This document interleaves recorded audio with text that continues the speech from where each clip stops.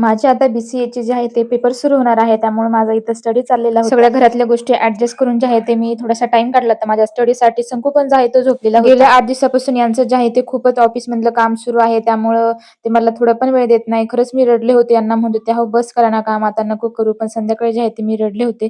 त्याच्या आधी मी थोडंसं वरती गेले होते. मस्त फ्रेश वगैरे झाली. संध्याकाळचं वातावरण खूपच छान होतं. थोडंसं आभाळ वगैरे आलेलं होतं आणि सूर्य पण मावळत होता. हे बघा बंगलोरमधलं असं ऊन आभाळ असं काही आता सध्याचं वातावरण सुरू आहे. आणि माझे कपडे पण वाळलेले होते. तेच कपडे घ्यायला मी वरती आले होते. अक्षरशः मी रडले होते खरंच. आणि यांनी नंतर काम सोडून दिलं आणि म्हटले, "चल जरा थोडंसं बाहेरून जाऊन येऊया म्हणजे फ्रेश वाटेल." मग काय गेलो लगेच रेडी होऊन बाहेर आणि म्हटलं चला बाहेरच काहीतरी थोडंफार खाऊन घेऊया. खरं तर आम्ही अगोदर ठरवलेलं नव्हतं काय खायचं. तर आम्ही आलो होतो व्हेज हॉटेलमध्ये. यांना म्हटलं मला व्हेज काही पण चालेल. त्यांना व्हेज हॉटेलमध्ये आवडलं नाही त्यामुळे ते दुसऱ्याच ठिकाणी आले. हॉटेलचं नाव होतं हल्ली रुची म्हणजे गावाकडची. तसंच आहे ते आम्ही छान जेवण वगैरे केलं आणि येताना थोडेसे फ्रूट घेऊन आले. हे आईस्क्रीम घेणार होते पण यांना म्हटलं नको. आजच्यासाठी एवढंच. भेटूया नेक्स्ट व्लॉग मध्ये.